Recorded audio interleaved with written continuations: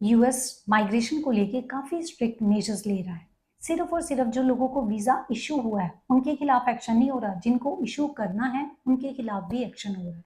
जो students already US में हैं, अगर उन्होंने किसी भी प्रोटेस्ट एक्टिविटी में काम किया है, वहाँ पे पार्टिसिपेट किया है, उस केस में उनका वीज़ा रिवोक करने के लिए उनको ईमेल कर दिया गया, उनको सेल्फ रिपोर्ट करने के लिए बोला है। बात यहीं पे ख़त्म नहीं होती। इंडिया से 2000 वीज़ा अपॉइंटमेंट्स रिवोक कर दी गई हैं।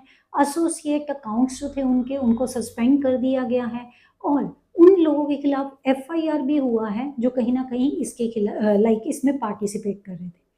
अब इन चीज़ों को लेके यूएस से कुछ मेजर अनाउंसमेंट्स भी हुई हैं। अगर आप प्लान कर रहे हो यूएस में अप्लाई करने का, तो आपको इन अनाउंसमेंट्स का ध्यान रखना बहुत ज़रूरी है। तो मैं डेफिनेटली आज के वीडियो में इस केस के बारे में डिस्कस करूंगी। वीडियो ने ज़्यादा इन्फॉर्मेटिव, कृपया करके इसको अंत तक देखिए क्योंकि वीडियोस बहुत इन्फॉर्मेटिव रहती हैं आप लोगों के लिए, इसलिए हमारे चैनल को ज़रूर सब्सक्राइब कीजिए, बेल आइकन को हिट कीजिए ताकि जब भी नई वीडियो अपलोड हो आप तक पहुंच जाए।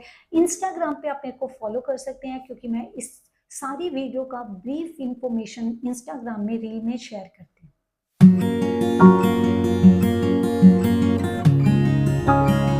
जो लोग ऑलरेडी यूएस में स्टडी वीज़ा पे हैं, चाहे वो एफ कैटेगरी हो, एम हो, जे हो, अगर उन्होंने पार्टिसिपेट किया है किसी भी प्रोटेस्ट एक्टिविटी में, तो उनको सेल्फ रिपोर्ट करने का ईमेल आया है इमिग्रेशन डिपार्टमेंट की तरफ से।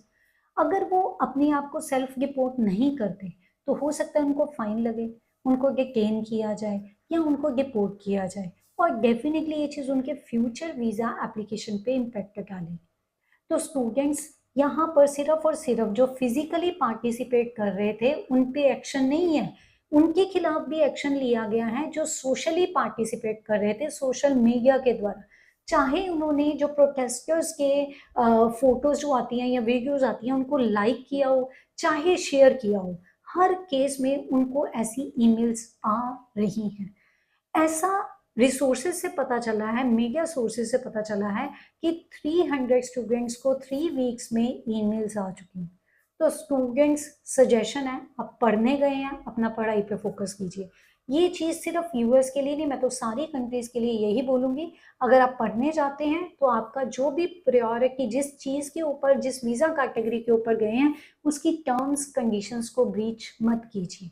इस चीज़ के ऊपर यूएस सेक्रेटरी जो हैं, यूएस के सेक्रेटरी ऑफ स्टेट मार्को रूबिनो, उन्होंने भी यही बोला है कि कोई भी हरासमेंट, कोई वेंडलिज्म, कोई भी फ्रॉडलेंट एक्टिविटी या कोई भी प्रोटेस्ट, इस तरीके का जो हीनियस एक्टिविटी है वो बर्दाश्त नहीं होगी। इंडिया की बात करें तो एक बैड न्यूज़ ये आई है कि 2000 वीज़ा अपॉइंटमेंट्स कैंसिल कर दी गई हैं। ये डेफिनेटली शॉकिंग अपडेट है क्योंकि ऑलरेडी इंडिया में हमें बहुत ज़्यादा वेट करना पड़ता है वीज़ा अपॉइंटमेंट को लेके। चाहे B1 B2 हो, F1 F2 हो, जौन सी मर्जी वीज़ा कैटेगरी हो, तो उसमें काफ़ी दिन लगते हैं। नो डाउट जो यूएस एम्बेसी कोशिश कर रही है इन दिनों को कम करने की, लेकिन फिर भी वेटिंग टाइम तो है ही है। अब अगर 2000 अकाउंट सस्पेंड हो गए हैं तो डेफिनेटली उनको कहीं ना कहीं नुकसान तो हुआ है। तो गाइस, इस चीज़ को लेके काफ़ी चेंजेस भी अनाउंस किए गए हैं ताकि एक तो बैकलॉग कम हो, दूसरा सिस्टम एफिशिएंट ज़्यादा हो, मीन्स प्रॉपर एफिशिएंसी से काम करे। इसमें सबसे पहला ये है कि जब भी आप DS-160 फॉर्म भरते हैं तो मैं यही सजेस्ट करूंगी कि उसमें जिसने फॉर्म भरा है सारी डिटेल्ड और उसका फैक्ट इंफॉर्मेशन जो फैक्चुअल है ना, वो उसमें डालिए। ये नहीं कि आपने लिखा कुछ और है, एक्चुअल में कुछ हो रहा हो, क्योंकि पीछे सिस्टम बहुत एडवांस हो चुका है। यूएस का जो सिक्योरिटी सिस्टम ना, वो हमारी सोच से भी बहुत आगे है। तो वो ये सारी चीज़ें पहले चेक कर रहे हैं, स्क्रूटनी बहुत ज़्यादा हो रही है। इसी कारण जब आप जाते हो ना, तो उससे पहले आपका मोर देन 50% जो आपका प्रोफाइल है ऑलरेडी सिक्योरिटी सिस्टम से गो थ्रू हो गया होता है।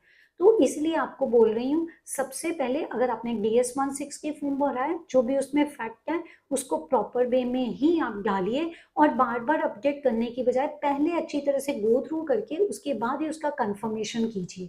और आपका जो बार कोड आता है ना DS-160 फॉर्म के राइट साइड पे, उसका मैच होना चाहिए 100% जो आप अपॉइंटमेंट बुक करते हो। अगर वो दोनों मैच नहीं करते, उसमें आपको नुकसान होएगा। नंबर 1, कॉन्सुलेट में आपको इंटरव्यू फेस करने के लिए नहीं अलाउ किया जाएगा। दूसरा, आपको दोबारा बुक करना पड़ सकता है इंटरव्यू, जो आपका एक तो टाइम कंज्यूमिंग और पैसे भी आपको दोबारा पे करने पड़ सकते हैं। जो एमआरवी फीस होती है 185, जो ऑन एन एवरेज 15,540 होती है इंडियन रुपीज में, तो आपको ये भी दोबारा पे करनी पड़ सकती है। तो इन चीजों से बचिए, ये बहुत इंपॉर्टेंट चीज है, इसको जरूर ध्यान में रखिए। दूसरी चीज आपको बताऊं सिक्योरिटी को लेके ये भी, कि आपका जो सोशल मीडिया है वो पिछले 5 साल का, जो भी आप सोशल मीडिया यूज कर रहे हैं, जैसे कोई टिकटॉक यूज कर रहा है, कोई इंस्टाग्राम यूज कर रहा है, कोई फेसबुक यूज कर रहा है, कोई लिंक्डइन यूज कर रहा है, तो जिस जिस सोशल मीडिया पे है पिछले 5 साल की सारी इंफॉर्मेशन लीजिए। तीसरा, जो ट्रैवल हिस्ट्री आपकी 1 ईयर तक की होती थी ना, अब 2 साल तक की ट्रैवल हिस्ट्री जो है आपको डिस्क्लोज करनी पड़ेगी। ये भी बड़ी मेजर और इम्पॉर्टेंट अपडेट है। नेक्स्ट, जो आपका CEC पोर्टल होता है ना, उसमें आपको जो डॉक्यूमेंट्स हैं उसको अपलोड करने हैं, जो आपके 72 आवर्स ऑफ वीज़ा अपॉइंटमेंट से पहले। तो इसमें सारे डॉक्यूमेंट्स आ जाते हैं, जैसे आपके फाइनेंशियल्स हो गए, जिसमें आपका प्रॉपर्टी का नेटवर्थ आ जाता है, आपका कितना फाइनेंशियल नेटवर्थ है वो चीज़ हो गई। दूसरा, आप यूएस में जा रहे हैं, आपका इन्विटेशन लेटर, अगर आपको फैमिली विजिट है या आप घूमने जा रहे हैं या किसी भी आप वर्क पर्पस के लिए जा रहे हैं, तो चाहे आप अगर स्टूडेंट वीज़ा पे जा रहे हैं तो ऑब्वियसली आपका सर्विस में सारी इन्फॉर्मेशन आ जाती है, आपका I-20 होता है, उसमें सारा रिकॉर्ड आ जाता है। तीसरी इंपॉर्टेंट चीज़ है आपका एम्प्लॉयमेंट हिस्ट्री, जो भी आपका एम्प्लॉयमेंट लेटर है उसके जो जो डॉक्यूमेंट्स हैं आप ज़रूर अपलोड कीजिए। अगर आप इनको ऑन टाइम अपलोड करते हैं तो डेफिनेटली जो कॉन्सुलेट है, जो वीज़ा ऑफिसर है, वो आपके प्रोफाइल को गो थ्रू कर लेगा, और जो अननेसेसरी टाइम होता है ना डॉक्यूमेंट्स अपलोड करने का, ये डॉक्यूमेंट कहीं दोबारा अपलोड करने हैं, रेक्टिफाई करनी इन्फॉर्मेशन, उसका टाइम कम हो जाएगा, तो डेफिनेटली बैकलॉग कम होएगा। सिक्योरिटी और टाइम दोनों को ध्यान में रखिए, ये सारी चीज़ उन्होंने बताई है। सो गाइस, ये वीडियो बहुत इन्फॉर्मेटिव है, क्योंकि मैंने आपको डिटेल्ड इन्फॉर्मेशन दी है, उसके बारे में डिटेल में बताया है। तो कृपया करके इसको ज़्यादा से ज़्यादा लोगों के साथ ज़रूर शेयर करना, ताकि ये इन्फॉर्मेशन सब लोगों तक ऑन टाइम पहुंचे। और ऐसे इंपॉर्टेंट अपडेट्स के लिए मैं चैनल को सब्सक्राइब करना, इंस्टाग्राम पे मेरे को फॉलो करना। मेरा अगला वीडियो किसी और इम्पॉर्टेंट अपडेट के ऊपर होएगा, तब तक के लिए stay informed and stay vigilant.